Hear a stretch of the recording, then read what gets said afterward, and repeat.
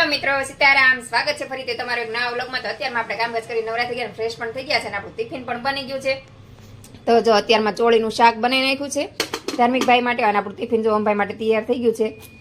અને આપણે લાડવા બનાવ્યા હતા 2-3 દિવસ પહેલા લાડવા બનાવ્યા, તો એ લાડવા ખૂબ સરસ બન્યા છે. અને આપણે જો હું તમને બતાવી દઉં, આપણે એ લાડવા પતી પણ ગયા, 2-3 લાડવા વધ્યા છે. અને આજે પણ આ વિડીયો નીચે હું તમને લિંક આપી દઈશ લાડવાની, તો તમારે જોવો હોય તો આપણી રેસીપી જોજો અને વિઝિટ કરજો આપણી ચેનલ પર. ને વિડીયો પસંદ આવે તો લાઈક, શેર અને સબસ્ક્રાઇબ કરવાનું ભૂલતા નહીં. તો ચાલો આપણે મેહુલ ટિફિન લેવા આવે છે, તો આપણે મેહુલને ટિફિન આપી દઈએ. તૈયાર થઈ ગયું જો આપણું ટિફિન. અને હમણાં આપણે વ્લોગ બનાવવાનું મોડું થાય છે ને હમણાં કામમાં નવરી નથી થતી એવું થાય છે, તો વ્લોગ બનાવવાનું મોડું થઈ જાય, બપોર થઈ જાય છે.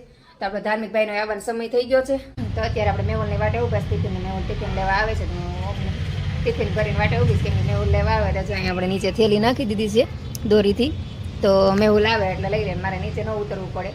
અને આપણે જો અત્યારમાં કપડાને એવું સૂકવી દીધું છે. અને જો કપડાં આવી રીતે સૂકવાઈ ગયું, એ પહેલાં પણ મેં કીધું હતું ઘણા આડાવાળા કપડાં સૂકવે, તો પહેલાં પેન્ટ બધા સૂકવાય, પછી શર્ટ, પછી નાના નાના કપડાં એ રીતે સૂકવાય.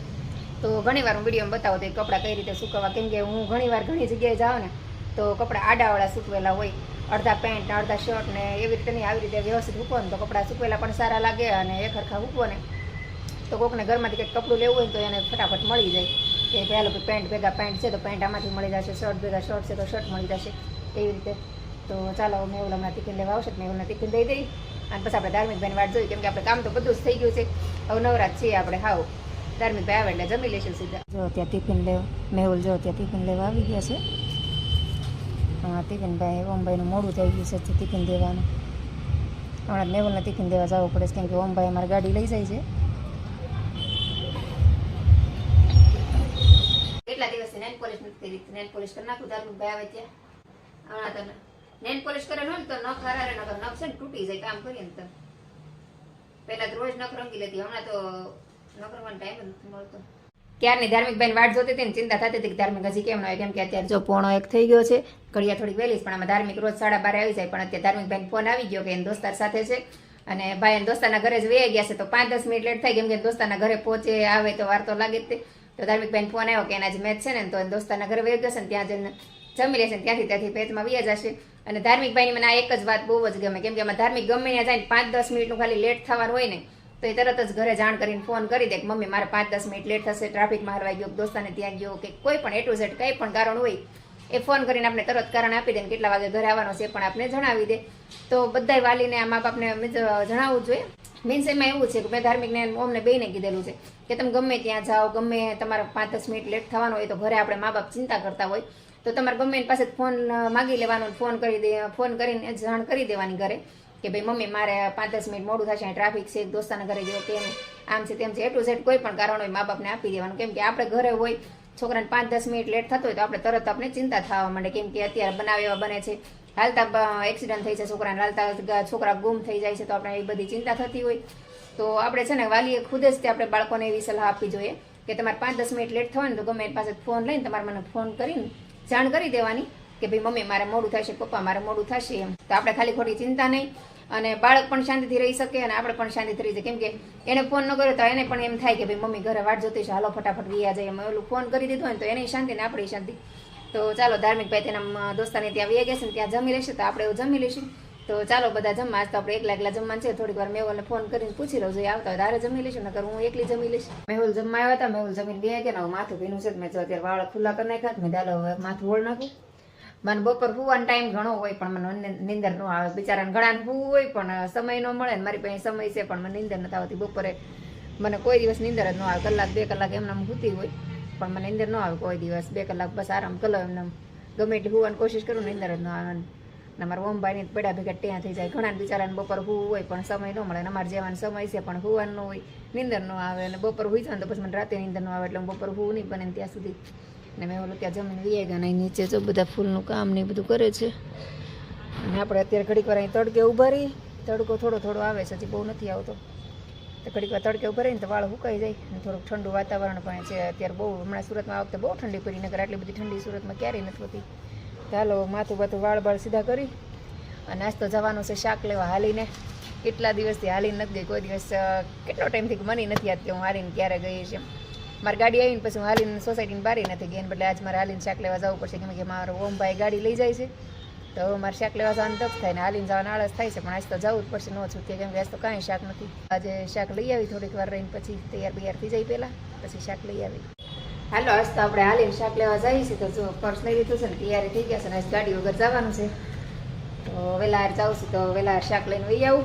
તો આપણે આવી ગયા બરોડામાં ચાલીને શાક લેવાનું જાય. ટ્રાફિક છે અત્યારે, હાલીને જાઉં છું અને ટ્રાફિક એ થોડુંક છે અત્યારે, થોડું ટ્રાફિક. વહેલા આવી ગઈ તો એટલું ટ્રાફિક છે, જો હાલવાની જગ્યાએ ને મળતી. રિક્ષાવાળા બહુ ઓલા. હલો મિત્રો, જય શ્રી રામ. તો જો આપણે મેચરમીન આવી ગયા છીએ અને મમ્મી આપણે આડું સિંગોડા લાવી છે, સરસ મજા ખાવા જો સિંગોડા લઈ છે, મસ્ત સિંગોડા છે. આજ તો હાલીને ગઈ થાકી ગઈ હાવ, ત્યાં થઈ ગયા હાલીને. તો જો મમ્મી આપણે આડું સરસ મજાના સિંગોડા લાવી છે, તો હાલો બધા સિંગોડા ખાવા. મા દીકરા બે સિંગોડા ખાય ને, એમાં તો હું ભાઈ જો ટીવી જોવા મીંડા છે. મા દીકરો બે ટીવી જોઈએ જો. હવે ઓમભાઈને વાટ જોઈશ, ઓમભાઈ આવે એટલે ઘડીક વાર ઓમભાઈ સાથે બેસીને પછી આપણે રસોઈની તૈયારી કરશું. અને અત્યારે શિયાળાનો દિવસ છે તો ઘડીકમાં હાંજ પડી જાય. કાં દમુભાઈ?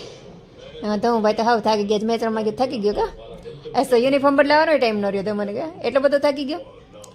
મેચ હાર્યા જીતા, હારી ગયા મેચ તો પૂરીને મેચ લ્યો હારી ગયા. કોની હા કોણ જીતું? વાળા ટીમ કઈ સ્કૂલની ટીમ હતી? ઠીક, તમારી સ્કૂલની ટીમ હામી હામી રમતી હતી ને? હા, ધાર્મિકભાઈ મેચ રમવા ગયા હતા, હારીને આવ્યા છે. જો કે સ્કૂલમાંથી તે બધી ટીમ બનાવેલ હતી, તો ધાર્મિકભાઈની ટીમ હારી ગઈ. હવે તમારે ધાર્મિકભાઈની મેચ ખતમ કરી દઉં, હવે નહીં જવાનું ને?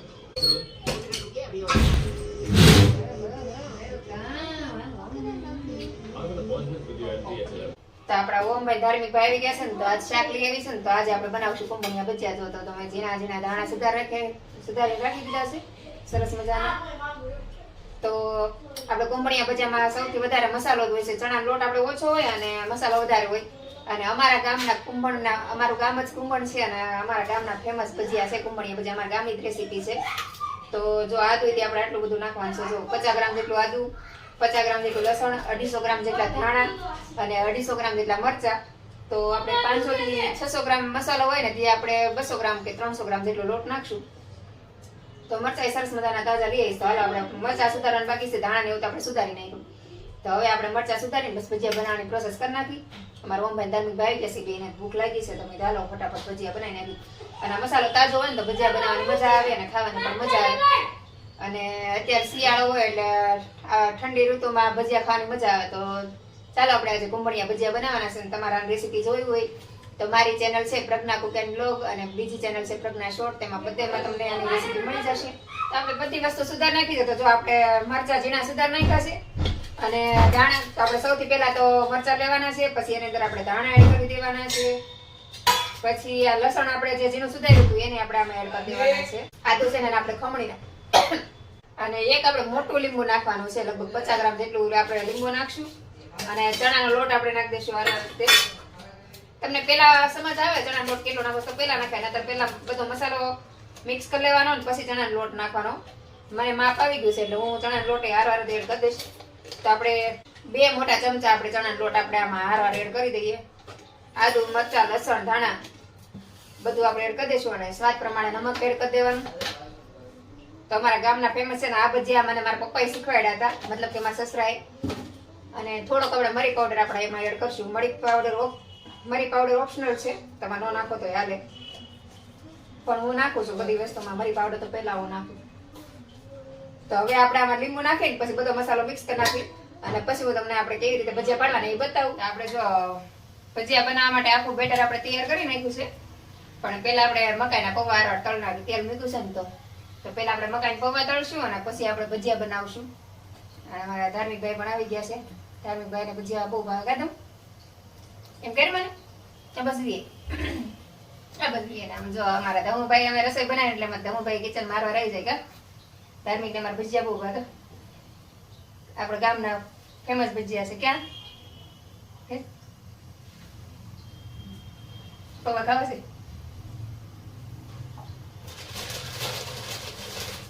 તેલ આવી ગયું. ચાલો આપણે પેલા પૌવા તળી લઈએ. બધા પૌવા તળના હમણાં જેવડું બનાવ્યું. તો મકાઈના પૌવા જો આપણે તળી નાખ્યા અને હવે આપણે બનાવશું ભજીયા. તો આ મકાઈના પૌવાને આપણે સાઈડમાં મૂકી દઈએ, થોડા ઠંડા થઈ જાય પછી ભરી લઈશું. અને હવે આપણે ભજીયા બનાવીએ. તો ભજીયા બનાવવા માટે આપણે બેટર છે ને આમાં બહુ ઢીલું નહીં રાખવાનું, અને જો આ આંગળી હોય અને આંગળી 4 આંગળી મદદથી અંગૂઠાને છે ને ધોકો મારવાનો એ રીતે ભજીયા બનાવવાના જો આવી રીતે આમ. અને કુંભણિયા ભજીયા છે ને હાવ ઝીણા ઝીણા જ હોય, મોટા ભજીયા ન હોય આમાં. અને હાવ ઝીણા ઝીણા ભજીયા બનાવવાના એને કુંભણિયા ભજીયા કહેવાય. અને અમારા ગામમાં ભજી કે કુંભણી ભજી કે ઘણા ભજી કે કોઈક ભજીયા કે એવું છે. તો અમે કુંભણિયા ભજીયા જ બોલીએ છીએ. તો આવી રીતે આંગળીની મદદથી આપણે ભજીયા બનાવી લેવાના. જે કોઈ ન આવડતા હોય શીખી લેજો. આજે હું તમને બતાવું છું કેવી રીતે બનાવવાના એમ. અને પેલા તેલ આવી ચૂક ને ચેક કરી લેવાનું. આમાં અને આ ભજીયામાં લાલ મરચા હોય ને તો આ ભજીયાનો ટેસ્ટ બહુ મસ્ત આવે. ખાટો મીઠા ભજીયા થાય તો ખાવાની બહુ મજા આવે. મેં અત્યારે લીલા મરચા લીધા છે, પણ લાલ મરચા મળે ને તો લાલ મરચાના જ ભજીયા બનાવવાના બહુ ટેસ્ટ સરસ આવે.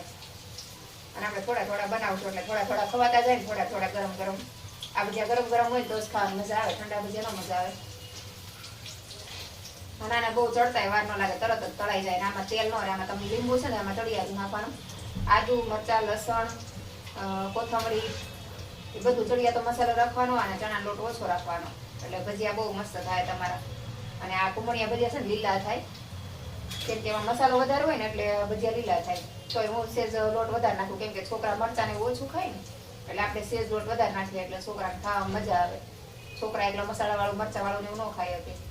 અને આપણે મોટા હોય ને તો મરચાને એવું થોડુંક વધારે હોય એટલે ભજીયા એકદમ લીલા થાય. આમાં તમે જોઈ શકો તો આપણે ભજીયા એટલા બધા લીલા નહીં થાય. અને સ્પેશિયલ આપણે મોટા માટે બનાવતા ને ભજીયા એકદમ સરસ લીલા થાય. જોઈને ખાવાનું મન થઈ જાય એવા ભજીયા હોય. અને ગેસની ફ્લેમ છે ને મીડિયમ રાખવાની એટલે તો ભજીયામાં તેલ ન ચડી જાય. તો આવી રીતે આપણે બધા ભજીયા બનાવી લઈશું.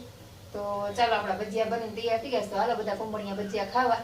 અમારા ગામના ફેમસ ભજીયા છે એટલે હા આવી જાઓ બધા ખાવા. અને આજે બહુ ઠંડી છે તમે ભજીયા બનાવું તો ખાવાની મજા આવે. ઠંડી હોય ને તો તમારે ત્યાં કેવી ઠંડી છે મને કોમેન્ટ કરીને જરૂરથી જણાવજો. ભજીયા આપણા તળાઈ ગયા છે તો હવે આપણે બહાર કાઢી લઈશું. અને હું છે ને થોડા થોડા જ ભજીયા પાડું, બહુ જ્યાદા ભજીયા ન પાડું. અને એક આ જાળી રાખી જેમાં છે ને આપણે નીકળવા મૂકીએ એટલે તેલ છે ને હાવ નીકળી જાય. ડાયરેક્ટ થાળી નહીં નાખવાના, આમાં નાખી દો ને એટલે તેલ હોય ને બીજો ગાણો પડે ને તમારે ત્યાં નીકળી જાય હાવ. હવે આપણે બીજો ગાણ પાડી રીતે આપણે બીજો ગાણ પાડી દેવાનો છે. ફટાફટ પડવા મળે જાય રીતે તમે ખાવતું રહેજો. મને પહેલા નતો આવડતું. પપ્પા તો બહુ મસ્ત ભજીયા બનાવતા. પછી પપ્પા હતા ત્યાં મેં શીખી લીધા. થાય પપ્પા નથી ને હું જયારે પણ ભજીયા બનાવું તો મારા પપ્પાને મને બહુ યાદ આવે. કેમ કે હું કુંભણિયા ભજીયા બનાવતી હોય ને તો પેલા ભજીયા બનાવું તો પપ્પા જમવા બેસી જાય. પછી પપ્પા જમીને એટલે એમ કે હવે લાવ હું ભજીયા બનાવું તું જમવા બેસી જા બધા. એટલે પછી પપ્પા બનાવતા જાય હું જમવા બેસી જાઉં. તો અમે બાપ દીકરી બે વારાફરતી ગરમ ભજીયા એવી રીતે ખાતા. બહુ મજા આવતી. તો જયારે પણ ભજીયા બનાવ એટલે મારા પપ્પા મને બહુ યાદ આવે. નહીં સામે ગમે એ કંઈક વસ્તુ આપણે બનાવતા હોય એની ભાવતી વસ્તુ હોય ને એટલે આપણે મિસ થઈ જ જાય. અને આમે પપ્પાનો મને બહુ સપોર્ટ હતો. પપ્પા હતા ને તો મારે બહુ સારું હતું.